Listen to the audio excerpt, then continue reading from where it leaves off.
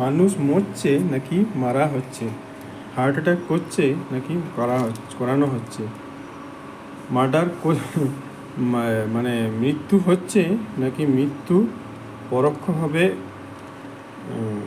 Murder করা হচ্ছে। এটা বর্তমানে আমাদের এলাকার একটা আমার পর্যবেক্ষণে দেখা, আমার অবজারভেশনে দেখার একটা বিষয়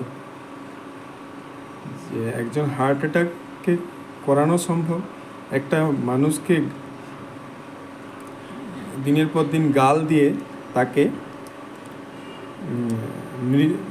আত্মহত্যা করতে বাধ্য করা সম্ভব, অথবা একজন গরিব দুস্থ ব্যক্তিকে পয়সার অভাব থাকলে তাকে বিনা চিকিৎসায়